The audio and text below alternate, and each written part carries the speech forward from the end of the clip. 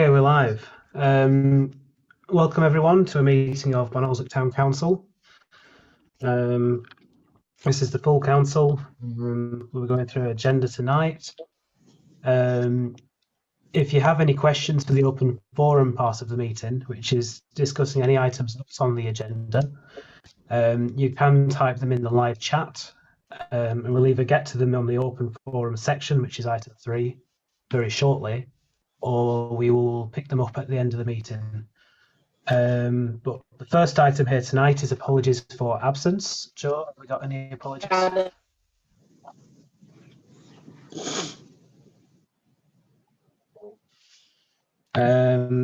Item 2 then, declarations of interest. Does anyone have any prejudicial pecuniary interests to declare?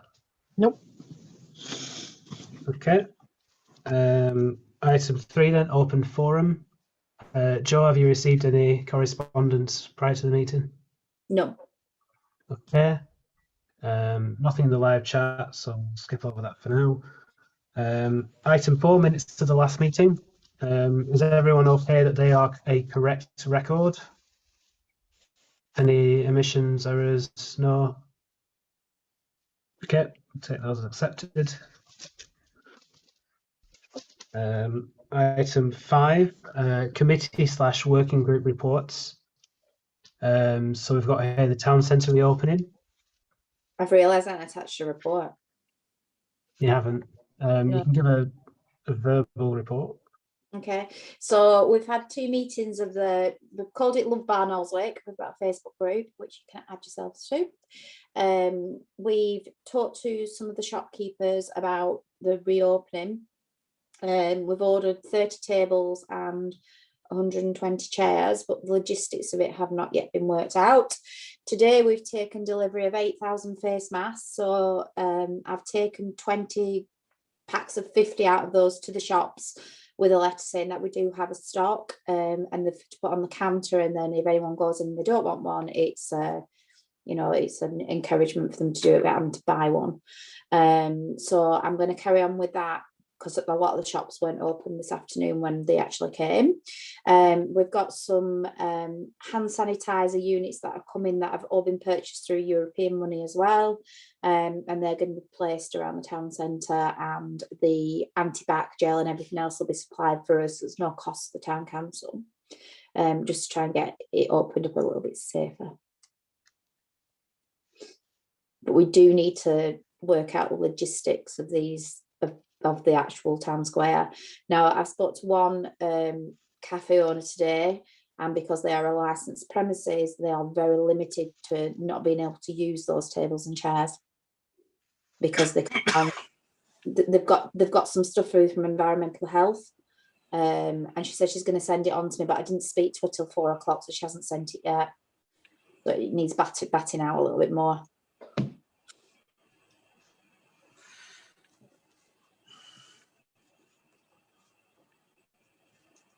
Jane?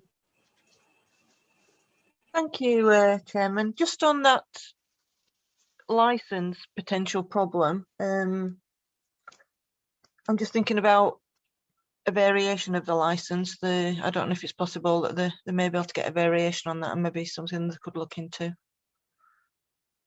I could speak to her. She's definitely open to any ideas. So. David, go ahead. Yeah, thanks. In the first instance, any cafe, whatever, they can only do takeouts, and licensed premises. What's the position with them? They can only operate in beer gardens. Yeah. So I think she's trying to explain they'd have to serve to the table, but then whoever was sat at the table then couldn't physically move. Do you understand what I mean? So they couldn't go and sit somewhere different because it's a licensed premises. But in the first instance, they could only do takeouts. I'm getting a bit muddled here. What can open on the 12th?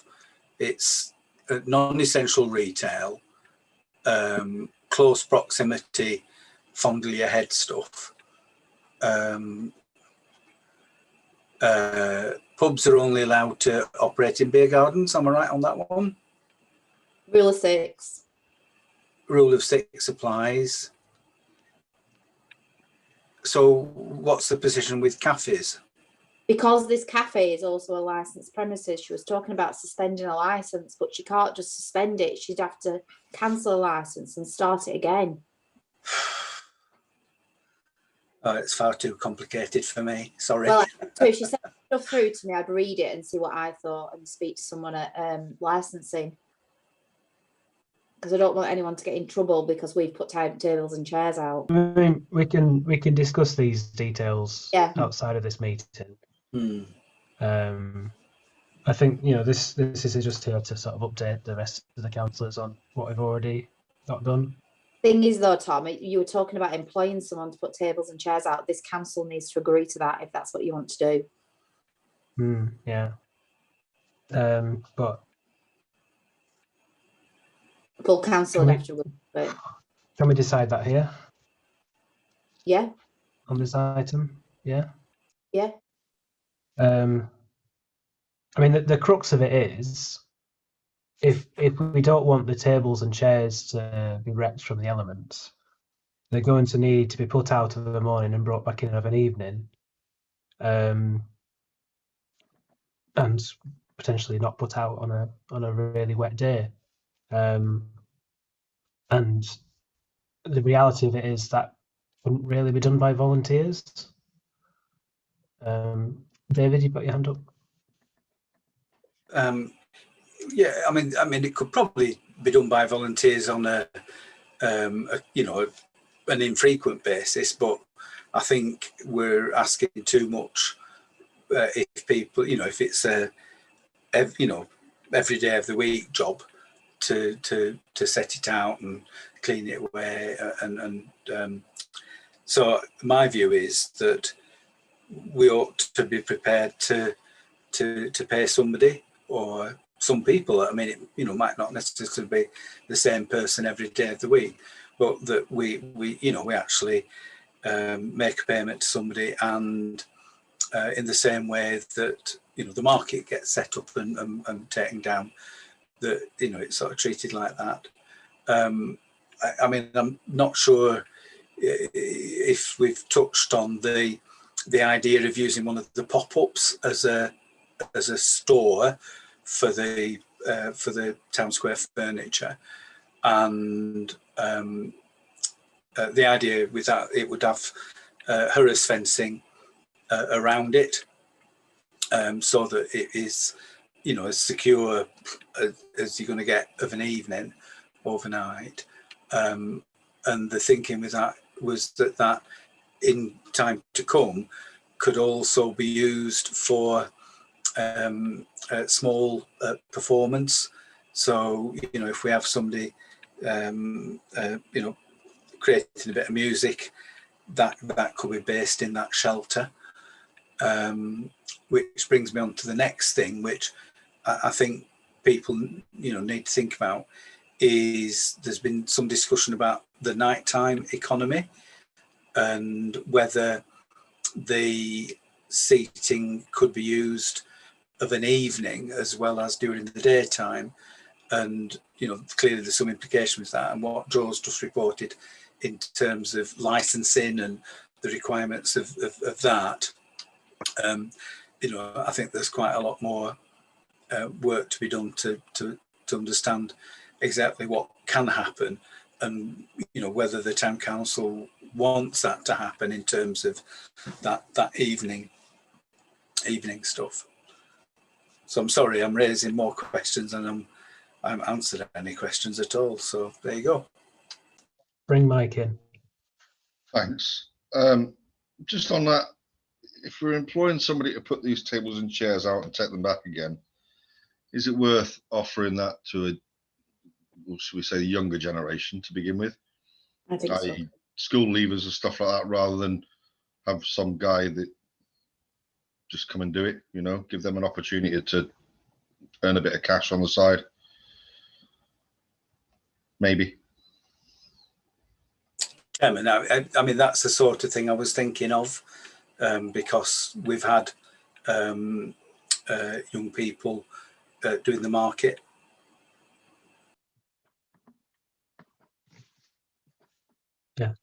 Ken? Thank you, Chair. I'm fully in favour of what David and Mike are suggesting here, but I think one of the important operations that I believe necessitates an employed person is to sanitise the chairs and tables in the morning as they're being put out and in the evening as they're being taken away. I'm assuming that cafes, whoever, who are using tables during the day will be responsible for sanitizing them between customers. Whether that's true or not, I don't know. But certainly I would support employing someone so that we are sure that they do get sanitized first thing in the morning and last thing in the evening before they're made available for anyone else to use. Thank you, Chair. Thanks, Ken. Jane? Thank you, Chairman. I would echo actually what Ken's just mentioned about the sanitising until we're reasonably sure that things are going to be safe, and I think it's another precaution we really need to seriously think about. And the other thing is advertising for a specifically young person. I think we need to be potentially a little bit careful with that, because you're discriminating against different age groups. Just something to bear in mind if you're going to put it out there for a job offer. Thank you. Certainly don't want to be falling foul of employment law.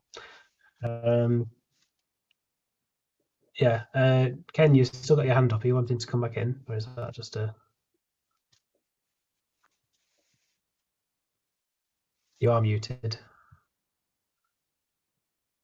I'm remiss, Chairman. It's a heritage, hereditary hand that's sticking up in there.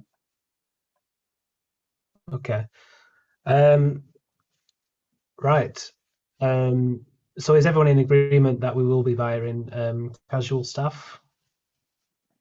I think we do need to work out the hours, pay rate, etc. But we could delegate that to Joe and myself with discussion on the Town Council Facebook group.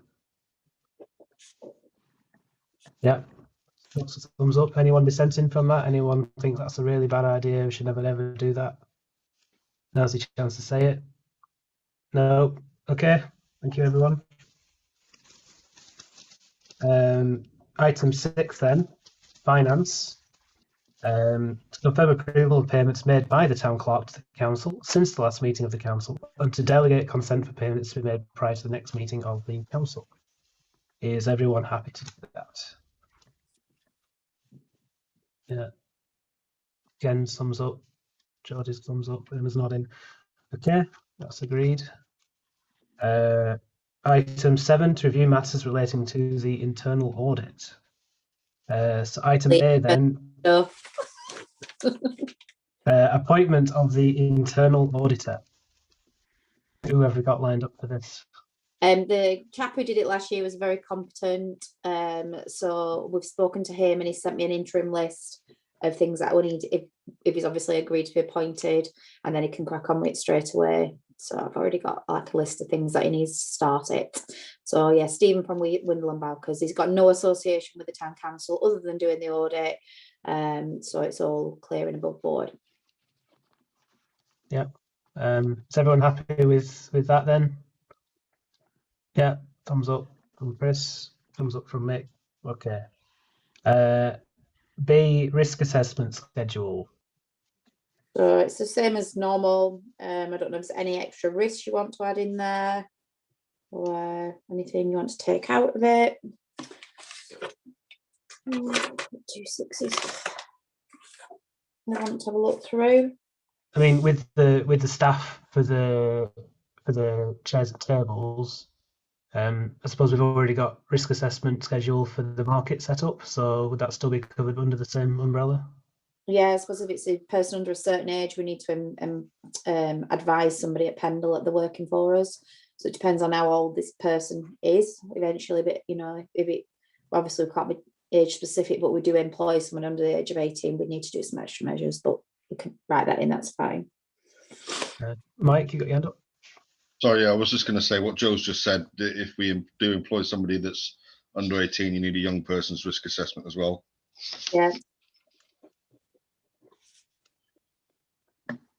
We have one of them anyway for work experiences. So with council, I do have something in place. David? Well, I think we should be asking Emma West.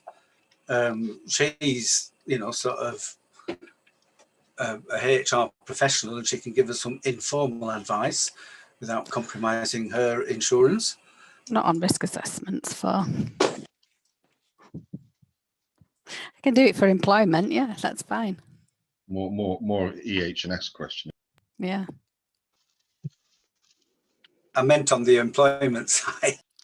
Oh yeah, but we're just talking about risk assessments. But yeah, I can do it for a young person's risk assessment. But if you've already got one, I can review it for you. But let's see who comes forward. When we advertise, if we just say for any age. Oh yeah, don't be specific. Yeah. Sorry, I mean specific, say for any age. Would it be better to split it into 2 roles if it's covering 6 days a week? I think you'd have multiple people on the position with a casual contract, so 0 hour basically, and then you'll just check with your pool of people and see who can do which day. Oh, rota together. Yeah. Yeah. Okay, so no one else has any suggestions for risk assessment schedule? I think we're all happy with what we've got already there. Yes, okay.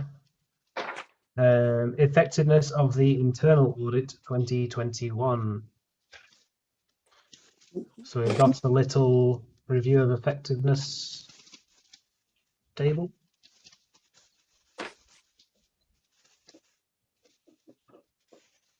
What? Well, we've got a checklist, haven't we? Yeah. So I think you should get Joe to take us through this. Oh, sorry, 1 minute. I'm just writing the title. Sorry, 1 minute. So what we're doing is the report on a negative basis. So even though he looks at everything, he'll report on things that don't fit the audit schedule. So Windler Bowker will come in and do their initial assessment, and it takes them a day and a half to do. And then that audit then goes off to PKF Little John in London somewhere, I think. And then they do the external audit for us. So there's like more than one check. And like the auditor will go through every single invoice and make sure it tallies up with the bank statements. It's incredibly thorough. So that's that. So scope of audit, so terms of reference were reapproved by council. Takes into in consideration like risk management, looks at fraud, make sure I've not been buying handbags with your money, well, the council's money.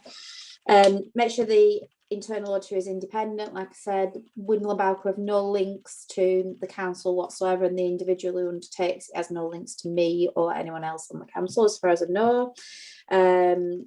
So that's that bit. Audit planning. So he came late last year, so he hasn't done an interim one because he didn't have a need to. He didn't come till about August and checked everything then. And it's all planned in, so I'll plan him a day in, and he can come and look through all the files and raise anything. He's got Tom's details to go straight to him if he finds an issue, so it doesn't come to me. It would go to Tom if there was something wrong. And I think that's about it. Really? Everyone happy with that? Fine. Thumbs up all around. Okay. Thank you. Item 8 then, asset register. To approve the asset register updated to the 31st of March 2021. So we've got a table here of all the items we own. Well, not all the items, but any notable items. Everyone happy with that list? Question was asked last year whether the item should have a 0 or £1 on it. Was reconfirmed last year. If we haven't paid for it, we've just acquired an asset, it goes in at the value that we pay for it. I did double check it. For the Fernley toilets, which is a 0, didn't we pay £1 for that as an asset transfer? I asked them if they wanted me to send them a cheque for £1 and they said no. All right. Okay. The auditor also picks a couple of items on this list and asks to see them, which I think is quite a good check, really. Which items did he pick? Last year, an infrared camera, which Troden had borrowed, and something else. I can't remember what it was. Something that was in the storeroom upstairs. I think it was a Christmas light. I think it was, actually. I think you're right. I remember Yeah. going up to whatever Did it he was. have to counter? Did he have to count them all? No, I just looked at them. I said, just count one box and then multiply them. Good luck with that. I know. Right. Okay. Everyone happy with the asset register? Yeah. Anyone not happy? Okay, that's approved. Item 9 then, Letcliffe Park extension to set paving. I've just realised my email's on my thing. Can I get on my emails? Right. We've had this wish to extend the set paving up at Letcliffe Park and improve it. So the quotes that we've got back range from 11,000 to 38,000. We've got £4,000 coming from West Craven Area Committee, so we'd have to put in 7,000 out of our environmental schemes. And that's just to get council to approve and know that that's what they're doing, and if you still want to proceed with this. Yeah. Councillor Whip. Thank you, Chairman. We did plan on doing this. There was funding within the budget for the last financial year to actually do work, which I'm assuming that we can carry that forward at the year end as a earmarked sum. I would propose, I mean, we made the decision in principle to do it. We've recently had more complaints about the condition of the existing set paving, the path that goes up from the bottom gate, you know, on the left hand side. Excuse me. And I think we need to get on with it. So the work encompasses the refurbishment of the existing sets, and then a further 50 metres or so of new set paving to get over the muddy section at the top of the path, where you go into what we call the top area of the park. So I would move that we do. Okay. Councillor Hartley. Thank you, Chair. I second that proposal. I think we should, carry the money forward and just get on and do it. Okay. Do you need to know the winning contracts is? Do you want to know? No? Yeah, sure. Right. So the company that won the contract at A&G Landscapes from Nelson, like I said, they range from 11,000 up to 38. So theirs was significantly the lowest. They're the same contractors who did the dog pen at Victory Park. Yeah. I mean, I know from discussions with them they're very busy, so we're unlikely to see the works carried out very soon. But yeah, Jane. Yeah. Just on that, does that include the actual set paving themselves, or is that just the amount for the work involved? Do you want me to go back and look at quote? There's definitely some improvements to fencing. I'm going to make an assumption it had the sets in it, around which it is. Okay. Well, we're getting the sets for free from Pendle Council, the new ones. I say new. They're in the Fleet Street, I think. Yeah. Okay. Is everyone happy with that? Anyone not happy with that? Nope. Okay, that's carried. Thank you, everyone. Item 10, improvements to the garden area at King Street. To consider a request to make improvements to an area of land that the Town Council owns on King Street. Who wants to take this one? Got me too. Yeah. So one of the residents on the row there says that of an evening there's an awful lot of drug dealing and children younger teens taking drugs in this area. They thought initially there's like, if you looked at it at the front, there was a huge bush, and they were going between this bush and these two trees that were on the perimeter. So I've had the bush taken out. Duncan just did it for me one morning. But I put that email in the Facebook group. She said it's not stopped at all. If anything, it's given them a bigger area to stand in. Now, initially, Bloom have been out, and they thought they were going to come up with some sort of community garden scheme. However, of the 4 residents or 5 residents on there, 3 of them are up for sale, and the other one's a British Legion. So she couldn't guarantee that as a community garden there will be interest from every property that will be benefiting from it. So what she said is could we possibly put some low-lying shrubs in or something as a deterrent. Jen, I'll let you come in first. Thank you, Chairman. I've given this a little bit of consideration earlier on this evening, and I wondered if that space would lend itself to some sort of wildlife type bushed area that you can actually forage from. I'm thinking like rose hips, sloe bushes, anything that's a bit prickly. I'm no great expert on bushes and things like that, but the way things are going now, that you know, if people could actually get onto forage and actually get some use out of the land rather than just putting sort of anything in there. Yes, you know, if you can get some flowers in there that hopefully they won't trample over and things like that, you know, it could be made into quite a nice little space, that I think. But it would just need some some sort of, depending on what you put in, some kind of maintenance on it. Thank you. Okay. Councillor Whip. The history of the area was there was a larger, well, if you go back, it's the cottages that should never have been knocked down were knocked down before my time, and the area was landscaped, you know, it was sort of like a gardened area.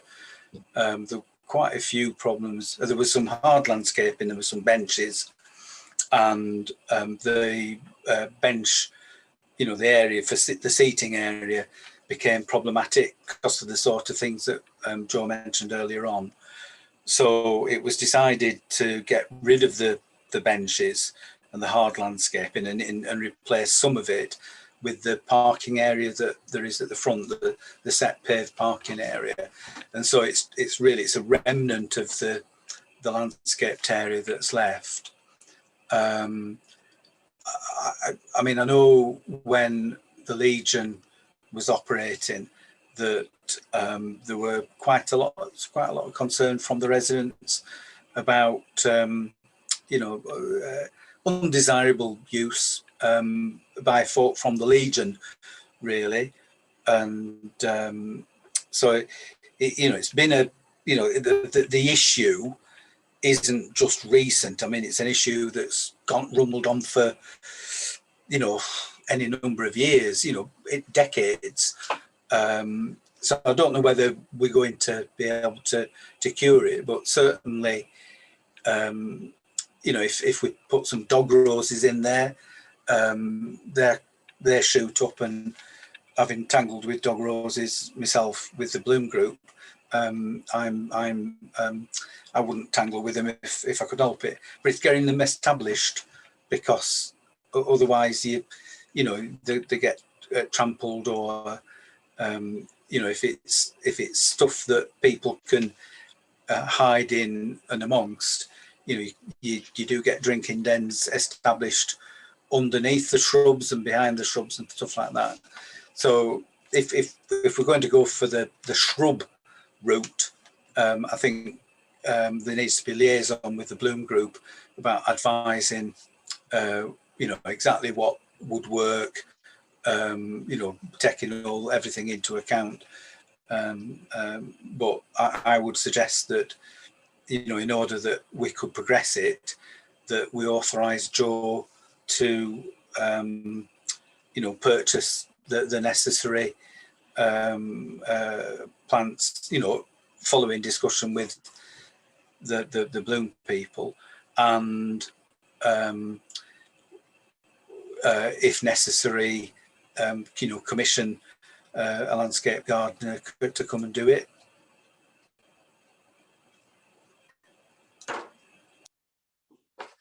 Yeah, Joe? Bloom had some concerns that if we use things like hawthorn, that the rubbish that's flying around, and there was a considerable amount this lady's cleared, she's made a marvellous job, it would get stuck in the bushes, so it'd then become more of an eyesore because it catch things. One of the ideas I thought of is we could put like a low fence around it and a gate into it. It might like come across as being a private garden, and they might not hang around there if they thought it belonged to somebody. So, but the lady's open to anything, just try and get this antisocial behaviour knocked on the head. Chris? Chairman, just a thought. I don't know whether I'm being naive here, but if we know that this is going on on a regular basis, is there not anything that could be done with the police, routine, by passing by, whatever? David?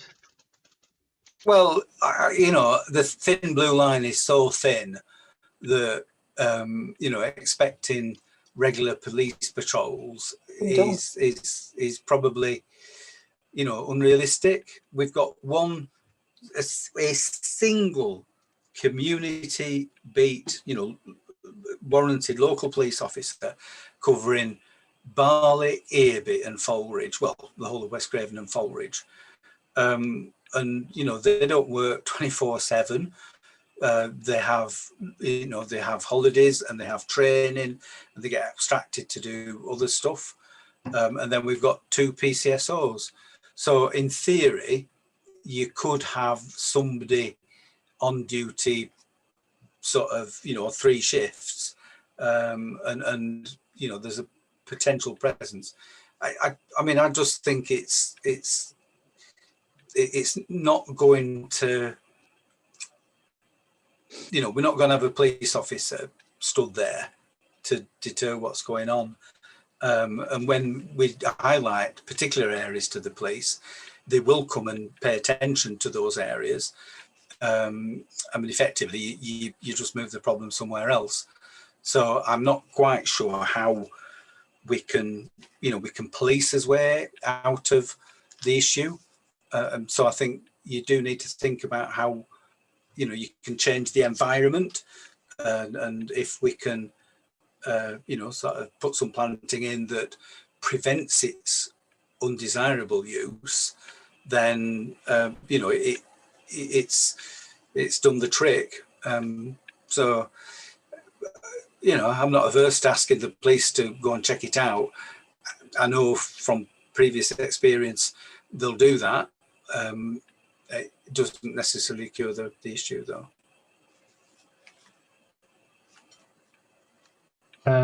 Chris, I'll let you come back in. Thank you. I do take your point, David, but and if there is anything in the way of landscaping we could do, but that still does leave the problem of what is going on there. I mean, granted, the occasional drive-by or walk-by might do some good. Is there anything in the way of cameras that could be put there, maybe on a temporary basis with a sign? You can't convict people of antisocial behaviour. I'm not really sure if a camera would. You couldn't say, "I've caught you on camera now. You can't do it again." So just an update, the area is on the police's regular routine circuit. There are 2 cameras pointing at the area which are in the end property, one in the top bedroom and one in the living room, and the information from it have been submitted to the police, which is why they're doing drive-bys. Okay. So it is on the radar, Chris. Thank you. Yeah. I mean, would, again, maybe being a bit naive here, but would a sign somewhere just pointing out that they're being watched? Yeah. Mike? I was just going to say, maybe when we start getting the CCTV issue sorted out, this might be an additional location, that car park behind it as well. What used to be the co-op or whatever it was. No, not the co-op. Ivory Hall. No? Yeah. Yeah. So that car park there, and maybe that little bit overlooking as well. So maybe when we get the CCTV sorted out, we can look at extending onto that sort of set square area there. Jen? Just to Joe, you said this has been reported. Is this a recent report to the police, or is it? Oh, it's a recent one. Okay. Yeah. And I've spoke to Neil Wallen about it, and he said that he's made it part of when he's here. It's one of the places he does go. I think the problem is it's catching them at a particular time. From what we've seen with what happened, in other places. Various groups move around, and it's I mean, even if they do see them, they'll just move on somewhere else, and it's there just doesn't seem to be an end to it. It's drug dealing that's going on. It's antisocial behaviour, but it's drug dealing, and it's not adults. That's the problem, isn't it? Yeah. If it is drug dealing, as you say, and not just antisocial behaviour, then it does need proper attention.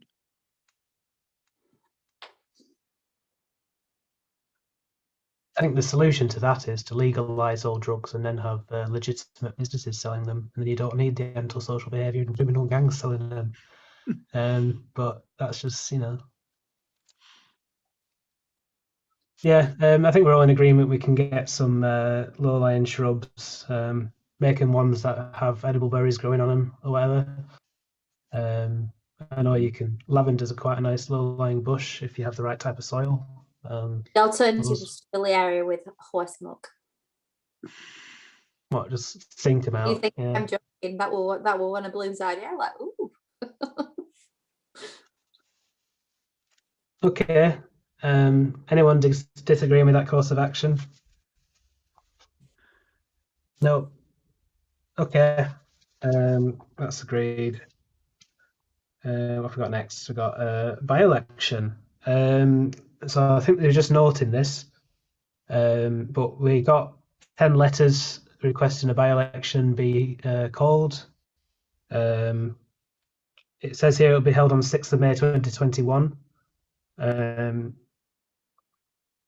But I'm not sure if that's actually been confirmed yet. So that the date on all the papers it was. Yeah, I think it's if it's contested. If there's more than one candidate, the election will be on the 6th of May. The nominations don't close until tomorrow, 4 o'clock. So it won't be known until then. If there is a by-election, obviously, it has an impact on the town council's budget. The estimated cost was in the order of £5,000, and Pendle do not pay for that. That has to come out of the town council, and the arrangement is that if there's a by-election in one financial year, Pendle will want paying for it the year after, so you can precept for it for next year. So it means that either there's £5,000 worth of work that won't be taking place, or the precept is increased by that amount. So could I move that we just note the report? Yeah. Okay. Item 12 then, request for use of Victory Park. So someone's asking for a fundraiser to be done in June 2021. Everyone okay with this? Joe, do we have sort of the details of the fundraiser? How big of an event would it be? Not sure at the moment. I sent a link on the other day about who this person is. The person who's made the request is from Barnoldswick. They want to do like stalls, a bit like I suppose a summer fair. If I've sent an email over to Pendle to check if any of the sports pitches are booked, because you know things might be up and running by then. So it might be that we may have to offer them, worst case scenario, they'd have to go to Lightcliff or Valley Gardens if it's a smaller event. But it's just you basically what you're having to agree to is the fact that normally we would get income from it. It's just to say, are you happy for me to?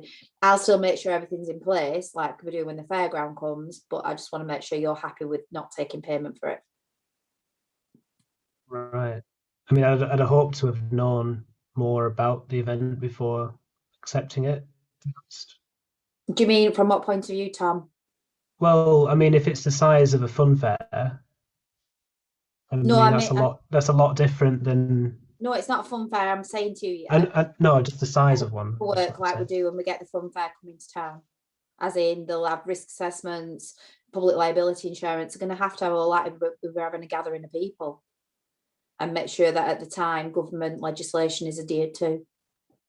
So it was more like fun, like stalls, face painting, and that sort of thing. By the reading it, they wanted a car wash, but I don't know if that's going to be on our land or it's a different event altogether.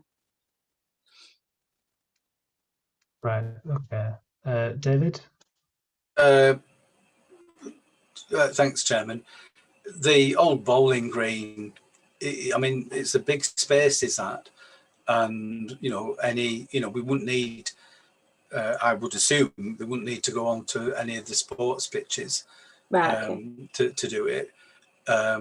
So, because in June, we could get a wet period.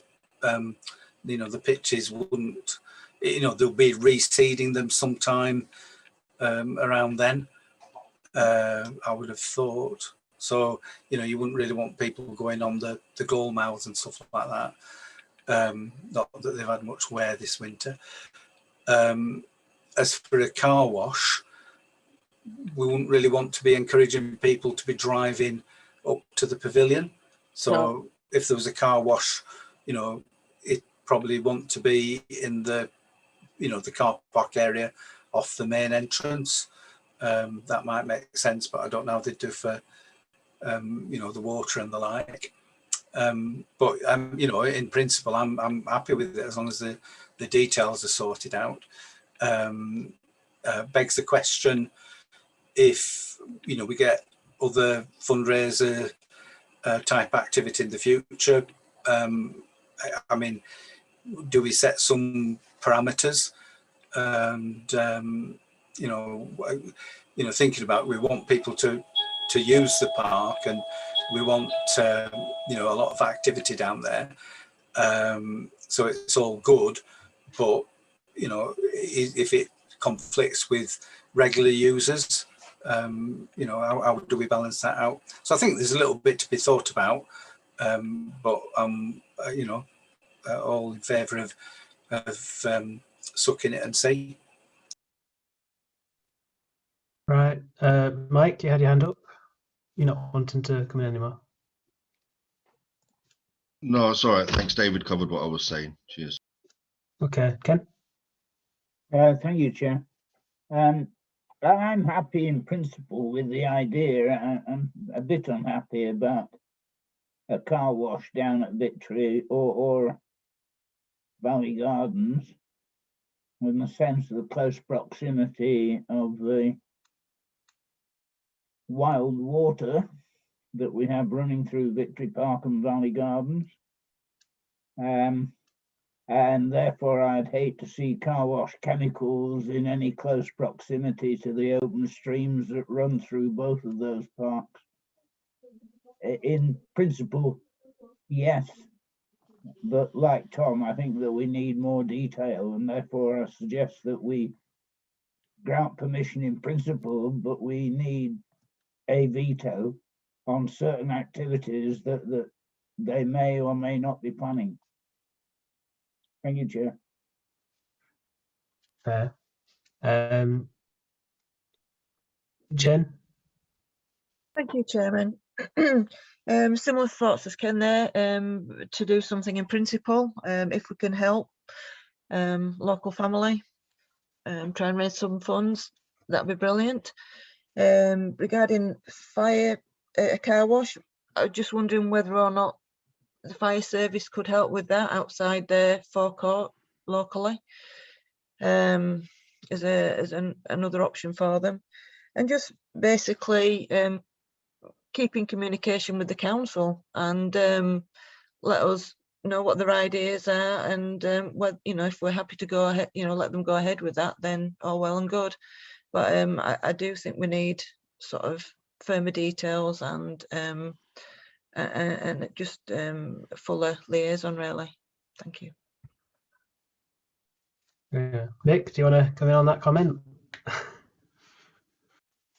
Yeah, I mean, we're always happy to help any charity, and none more so than our own that suffered, just in Lancashire alone, about £200,000 deficit this year in funds being raised because of COVID. But we're always happy to help. But as everyone else has said, I think we need a little bit more detail around what the activities are going to be, where they're likely to be at on the park, and then we can start to sort of build on it, can't we? Yeah. Okay, I think we've got an idea there. Is everyone happy with that way forward? Yeah. Anyone not happy? Okay, that's approved as set out. David, you got your hand up?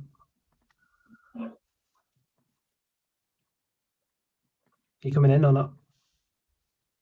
Nope. Okay. Item 13 then, purchase of high-vis and litter picking equipment. David. Thank you. I was putting my hand up for this item.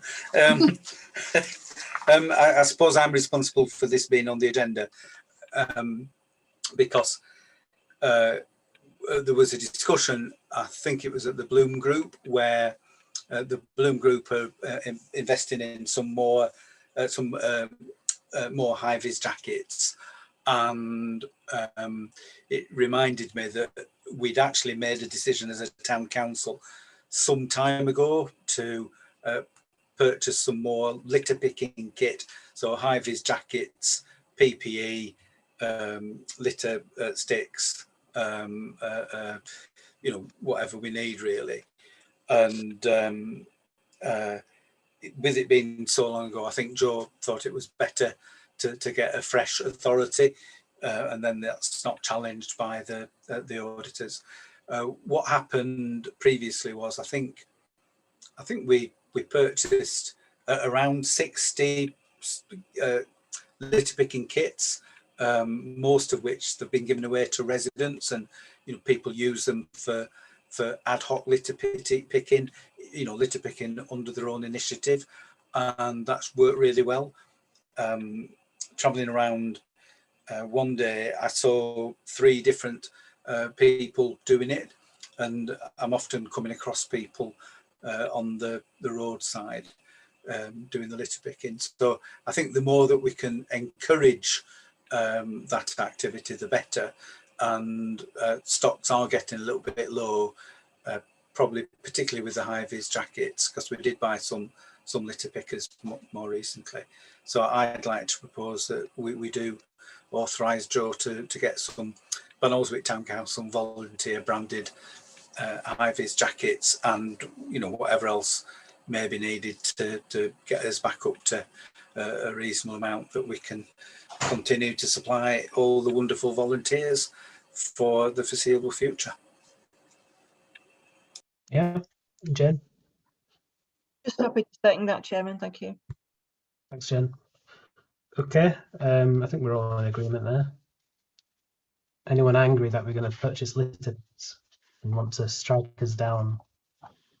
No, thought not. But all the right. people did the I don't know what it's called, where the old tip used to be. made a marvellous job. And one of the little girl, we're only about 6.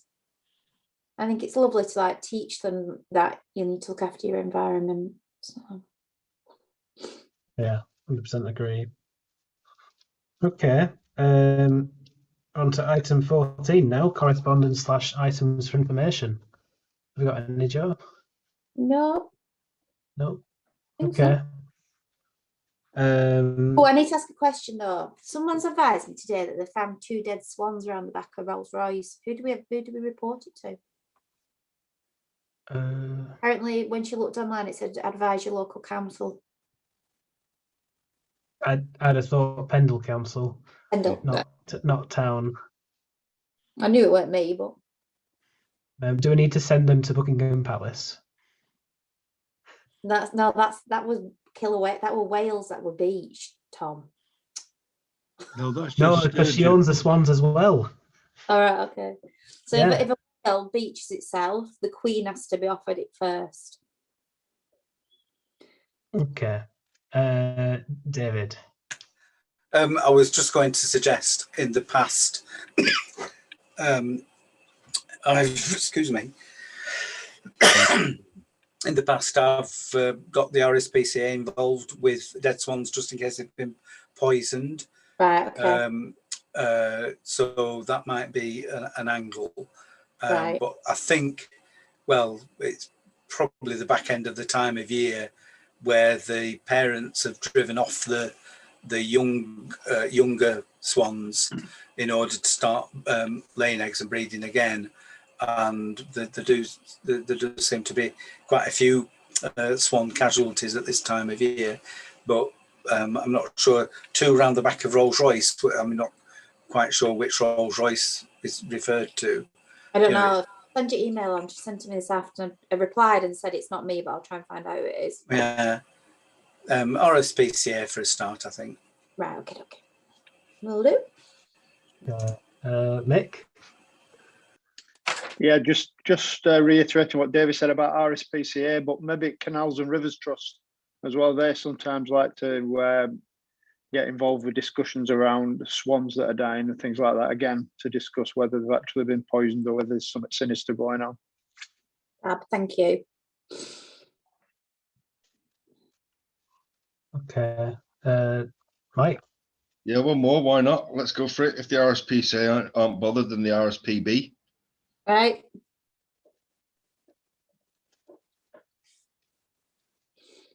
I think RSPB is probably more appropriate as well than RSPCA, maybe. Right, okay. That is the end of the agenda, and we've finished in under an hour. Can you believe it? It's light outside.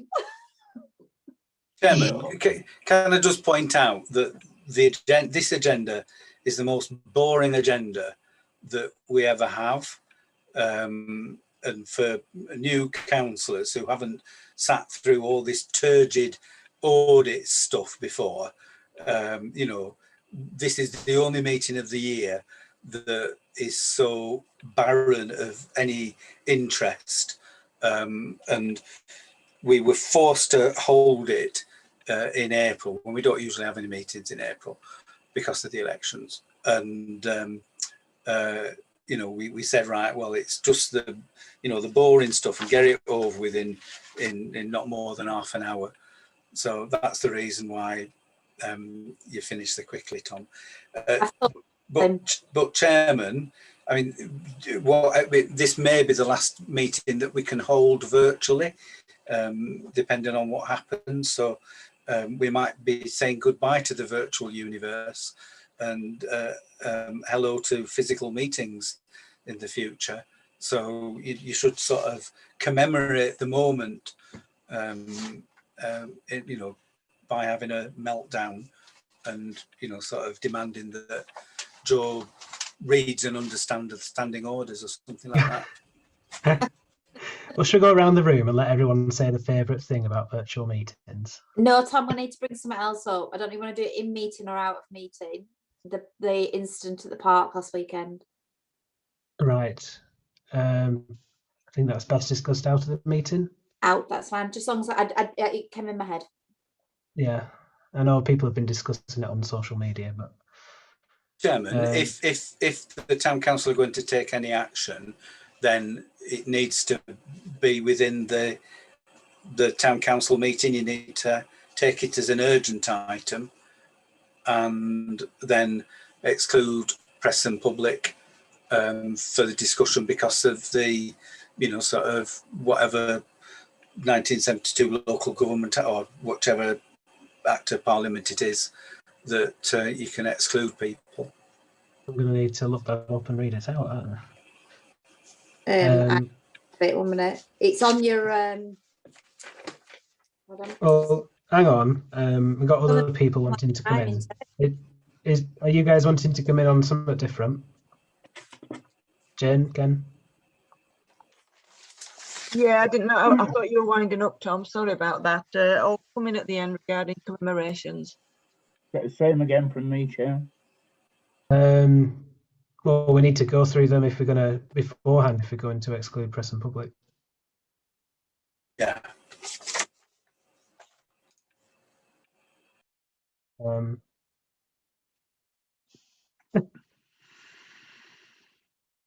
what do you want to do? Do you want me to read the legislation? Yeah, go ahead. Chairman, I'll accept it as an emergency item. Chairman, are you, before you take the urgent item, are you doing what you said you were going to do? Just go around the room and get comments about virtual meetings from people? Yeah, I would like to. Jane, you indicated first. Yes, sorry. I thought the meeting was winding up and it was just going to be a bit of a jovial one, but it's got quite serious, so I think I'll leave it for now. Thanks, Tom. Ken? Same here, Chair. I was going to suggest 1 or 2 jovial things, but I'll refrain. It's okay. I mean, we could always hop back on to this item. People wanted, no. All right, go ahead, Joe. I need to find. Sorry, give me a minute. I need to find the wording. Oh, I'm going to come out of this. Just 1 minute. Sorry, I was listening, so I didn't do both.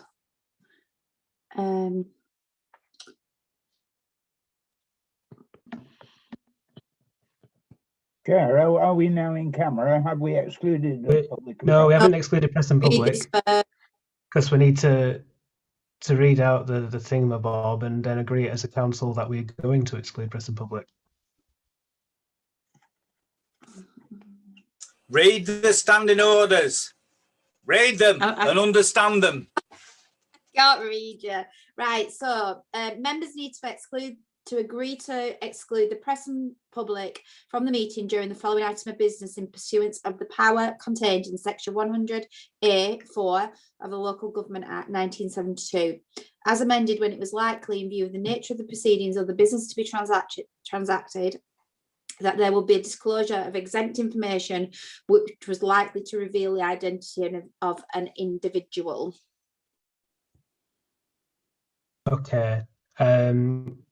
Is there anyone disagreeing on excluding press and public? Please speak now.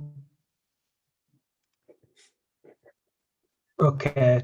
That's agreed. Anyone watching at home? Thank you very much for coming. I'm sure we'll have a more interesting meeting next time round.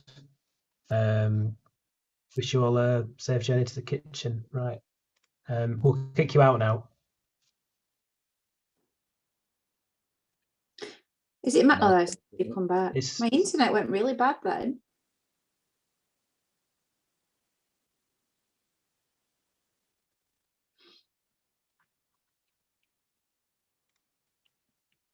Right, we're no longer live.